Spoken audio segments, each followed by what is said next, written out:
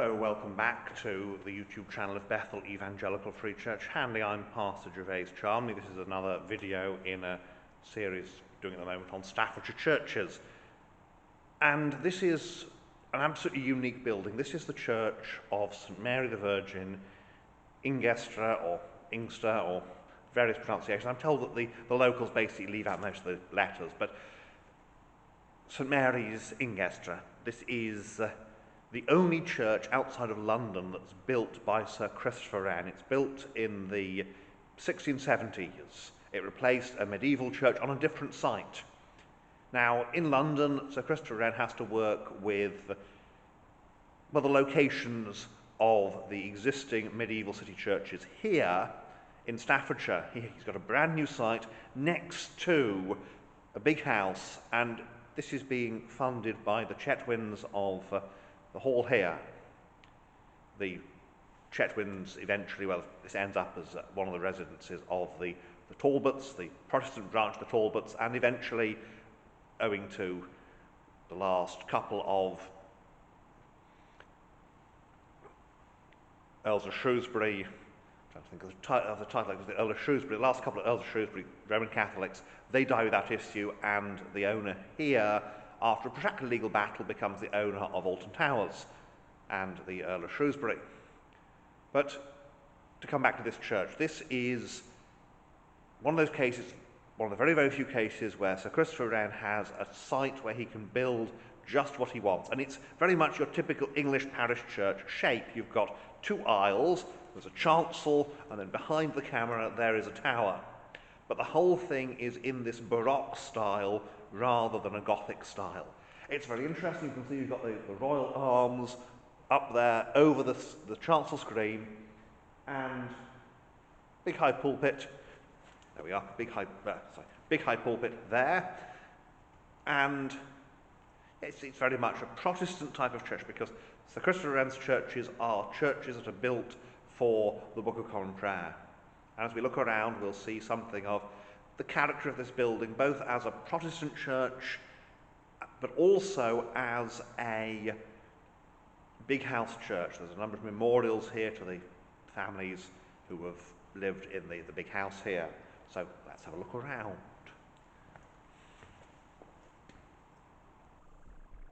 So as ever, we start at the west end, and you can see immediately the similarity in design here to Sir Christopher Wren's London churches. You've got very much the same. There's high pulpit, there's pews, and the whole thing is really extremely lovely. It's extremely peaceful.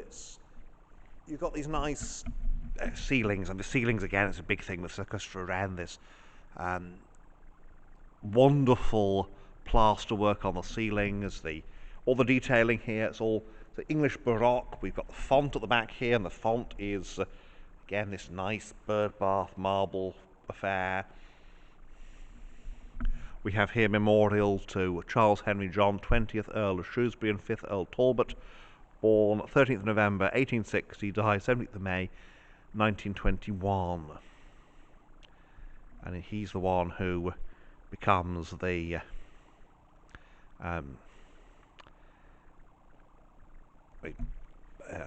he's the son of the one who becomes the first Protestant Earl of Shrewsbury. So there we have that lovely font, isn't it? And then, of course, portrait of Sir Christopher Wren, because he's very important. And one of the things this church has to do, like all modern Anglican churches, certainly historic ones, has to try to attract people. Here we have a nice pre-Raphaelite window. This is to the 18th Earl of this is Sarah Elizabeth Willard, the 18th Earl. It's the 18th Earl then, who is the first Protestant Earl. So no, that's his grandson back there. Nice pre-Raphaelite window, and here at the east end we have the golden soldier.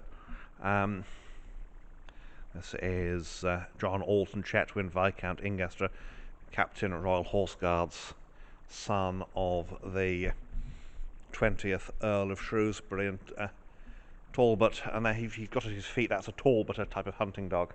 I think essentially they're the dogs that they named for the Talbots. And there we have more of these memorials. Here we have Lady Victoria Susan Talbot, and there she is lying down, lying in death. And here we have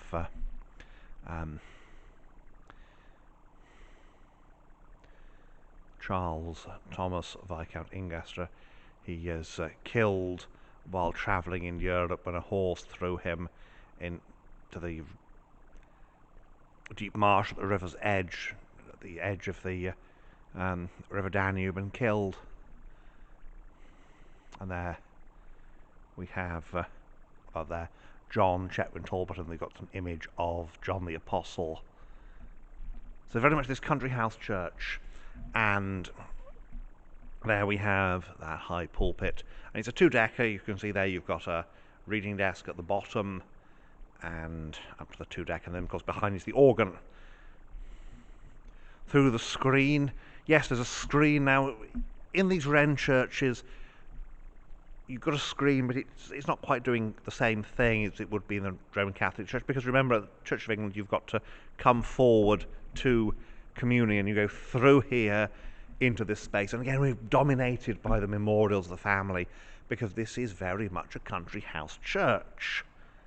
And you have here, this is the 18th Earl. This is the chap who essentially becomes the first Protestant Earl, and he is Third Earl Talbot, hereditary Lord High Steward of Ireland, Rear Admiral of the Royal Navy, Privy Councillor. It's all of his, and he commanded HMS Philomel at the Battle of Navarino. This is a battle that basically we're trying to keep the Royal Navy and the French and others are trying to keep the nascent Greek navy from having a battle with the Ottoman navy, and instead what actually happens is, for some reason or other, ends up actually having the opposite effect, and we start shooting at the Ottomans, and the Ottomans end up being soundly defeated, and Greece gets to, well, be Greece. East End, we've got a 20th century window by the looks of things, Nativity in the middle, and John the Baptist and John the Apostle. We have here, you see there, we've got Francesca Thomasina, and all these memorials, another Earl Talbot, more bit of stained glass, and that lovely ceiling. And then looking west, we've got the tower archway is filled in here, of course, have that nice lobby out there, and it's all very much this Christopher Wren taking the form of a medieval church but building this neoclassical Baroque structure instead. Pulpit is beautifully carved.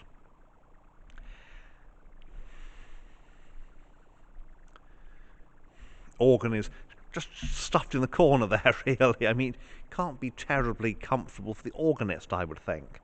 But they've got to fit it in somewhere. Originally there wouldn't have been an organ, or if there was, it would have been much smaller than this one. Panelled walls. Backwards we've got here mostly plain glass, which is what you'd expect. Little clerestory, of course. It's what you'd expect in a Wren church. Originally all the glass would have been plain, because what you're trying to do here is, again, this is a Protestant building. So here we have Georgina Rose MacDonald, 1907, and there she is in the garden. And here we have the glory of God in memory of their mother, Anna Teresa, eldest daughter Richard Howe Cockrell, Commander Ardennes, and Teresa Newcomen, his wife, widow of Charles John, 19th Earl of Shrewsbury, died 1912. It's a very magnificent building, this one. Got these cast iron uplighters, lampstands, electric, and there's the golden soldier in the corner there. all very Wren, and you can quite see how special this is, because there is literally nothing else like this outside of London. All Wren's other churches are in London. He's brought in to rebuild the city's churches after the Great Fire, and only here does he called out into the country to design a church to be built here in the country. I doubt he visited here. He's more likely just to have prepared drawings and things, but he may have visited. So there we are. That's the inside here at St Mary's. Let's have a look at the outside. So here we are outside. As I said, this is very much a country house church. You can't see here because the hall is behind the church, but it's directly opposite the hall, and we'll see that as we go around. The hall is now, well, it's now a residential arts centre, which is a nice thing to do with an old country house, and of course the arts element. You've got this marvellous church, and you can see here again on the outside we've got the vestry, we've got the nave with its aisles, we've got the chancel, we've got a tower. So it's your typical English parish church shape, but it's this fantastic piece of Baroque architecture by Sir Christopher Wren, and there really is nothing else like it outside of London. So let's continue looking around. So we start here in the corner of the churchyard. The vestry is a later addition. Originally there wasn't one, largely because before the latter part of the 19th century it's not necessary. The rector would just turn up from home wearing the outfit he was going to wear through the service, and he'd go home again. But in the 19th century there's this desire for a bit more formality and a bit more in the way of posh outfits, and also rectors don't tend to like wandering around in their clericals.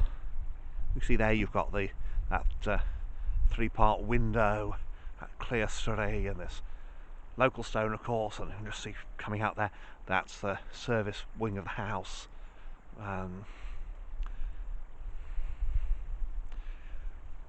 Because again this is a country house church, it's a very good graveyard. You can see there's the house towering up there. You can see how close the house is to the church.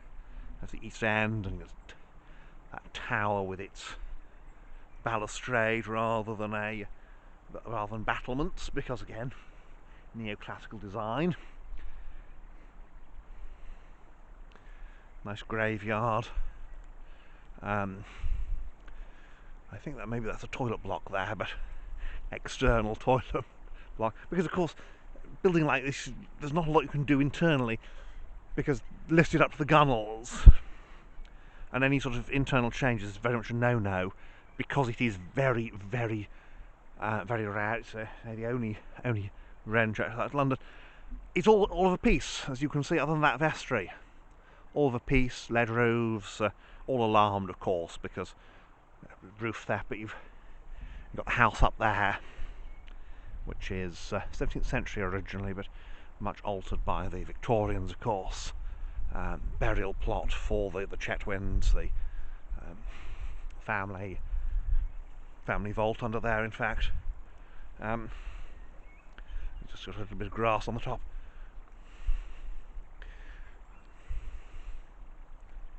And we'll just move over here. Let's say it's one of these buildings that doesn't have much in the way of a building history, because it's all built at once, it's all Sir Christopher Wren, and then everyone goes, well, it's Sir Christopher Wren, so we don't alter it, because you don't. Because Sir Christopher Wren is such an important architect. So that's the outside really here. I'll just go around to the front door, and just see there how the steps just come down from the road, and the hall just across the road. So it's all very convenient if you're the big house family. And there we are, front door, and we've got the date in fact up there, 1676, and that's when it's opened.